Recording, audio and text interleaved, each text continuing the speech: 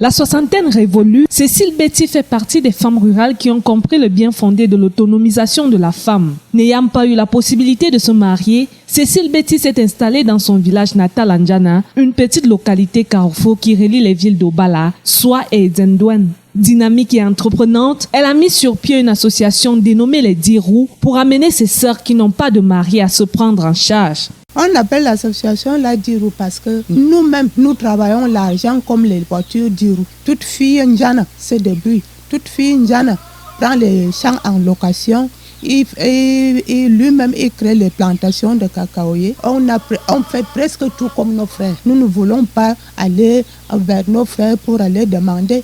On évite ça pour ne pas avoir des problèmes avec nos belles-sœurs. Parce que quand tu demandes chaque jour, tu auras des problèmes avec ta belle-sœur. Au même titre que les hommes, les Dirou de Njana participent au développement socio-économique de leur village. Elles construisent des maisons, parfois plus grandes que celles de leurs frères. L'année passée, je peux dire que j'ai eu 10 tonnes de cacao, 300 tonnes de maïs. L'année passée, j'avais 6 employés. Malgré leur dynamisme, les femmes rurales de Njana se sentent abandonnées à elles-mêmes. La preuve, ce 15 octobre, journée mondiale de la femme rurale, elles n'ont eu droit à aucune attention. Moi, je n'ai pas entendu. On ne connaît même pas le nom de la femme rurale. Depuis que moi je suis née, je n'ai jamais même entendu, ni voir même là où on célébrait cette affaire-là. J'entends seulement les dire. Moi, je n'ai jamais vu de mes propres yeux, ni fêté même. Le pain même de ça, je vois si je ne vois pas les femmes porter en ville. Je n'ai jamais porté ce pain.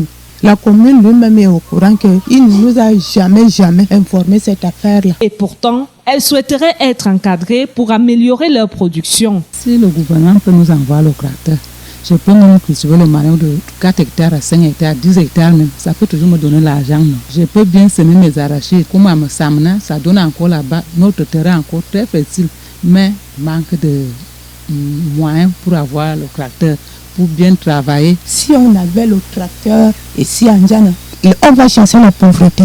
Vous-même, vous voyez mon petit poulailler, je me débrouille. S'il y avait assez de moyens, ça devait être un grand poulailler. Et vous-même, vous voyez comment ça se présente. Nous, on cultive aussi comme on voit nos mamans en train de travailler au champ. On peut avoir des formations, on veut que les ingénieurs viennent nous aider à nous informer. On n'a rien.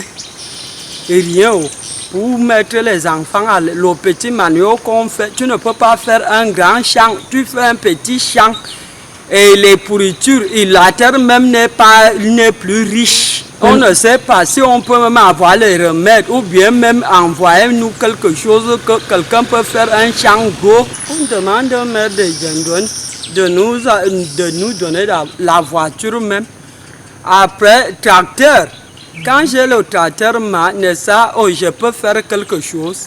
Sur le plan de la santé, les conséquences de ce travail manuel intense pèsent également sur elles. On vieillit avant le temps. Quand tu regardes nos doigts, ma fille, ça devient déjà comme les 1000 pattes. Les doigts des filles sont déjà comme les 1000 pattes. On ne ressemble même plus aux filles. Parce qu'on vieillit avant le temps. On vieillit avant le temps. On travaille forcément. Trop de maladies. Les nerfs, on a déjà les nerfs pour labourer. Tu vois, quand une femme se met à labourer, toi-même tu pousses la brouette. C'est très difficile pour nous. Au-delà des cérémonies et des slogans qui font parler de la femme rurale, il est souhaitable que son accompagnement sur le terrain soit intensifié pour que le Cameroun atteigne les objectifs de développement durable fixés pour 2020.